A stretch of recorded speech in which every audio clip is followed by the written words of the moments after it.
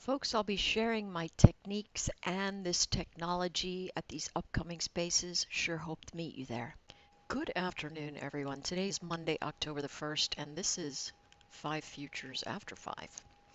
And we're going to look at how the day rang true, right? So this morning I said, hey, we've got our support holding from last week, and now we've got a NAFTA deal in place. It moved us into this higher congestion here, and then we broke out. For the traders that work with me in the morning, we talked about what would happen if we happened to lose the area around 2930, where it would fade to, and we certainly had those levels right in tow. They came in very, very nicely, but that first bounce was really pretty solid.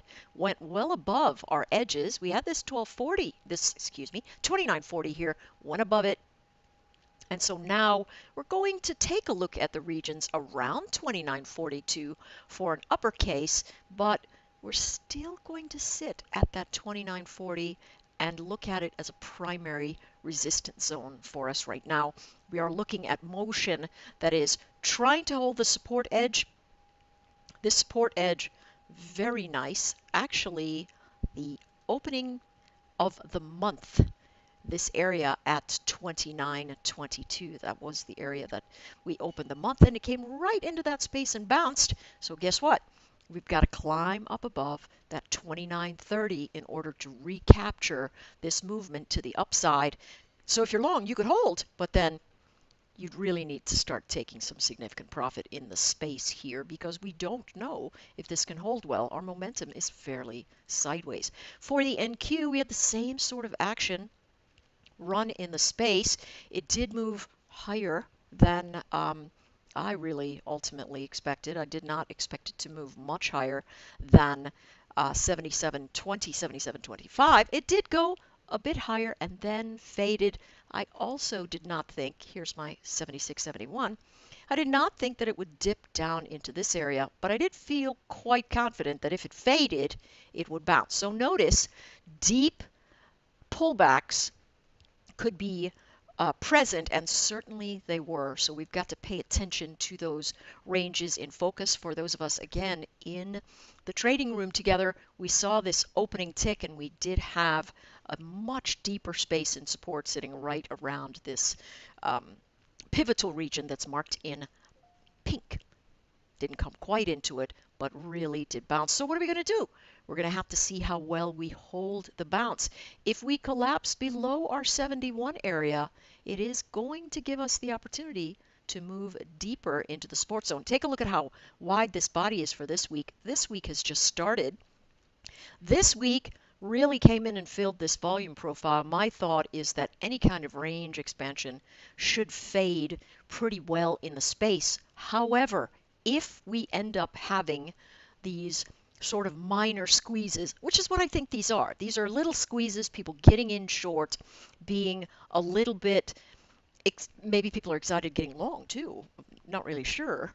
But my supposition is that because people are not buying to hold, they're either buying to cover or buying to chase to the top, we see these fades. And you can see them routinely in the space. Big bounce up, fade backward. This kind of fade action wouldn't really sit there if people were buying and holding in the space in high amounts. They just simply are not. So we're looking at that sort of environment. I expect any kind of range expansion, and it could be big, depending on how many people are positioned in the wrong direction.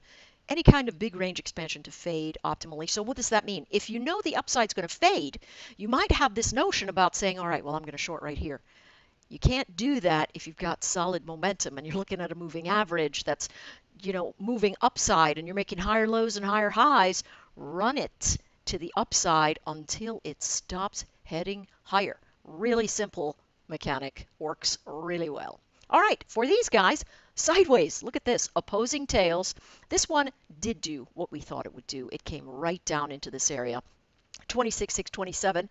It really came in to this 26,609, which sits in this region, I think there's probably more to go. There's a low volume profile here, but the bounce was really sharp. So if we get up and over 704, this one's got more action to the upside. In my mind, we've got to get up and over this thin volume. If we cannot breach this area, or we breach it, as we did here and completely collapse, we're going to have another long tail to the downside. That's what we're looking at right there. For my momentum indicators, it's never a good sign when the two of them are so far apart.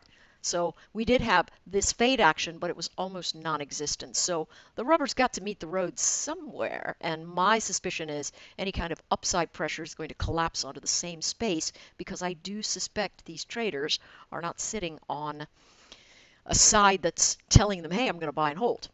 On the other hand, look at what we've got right here. This was a monster move to the upside.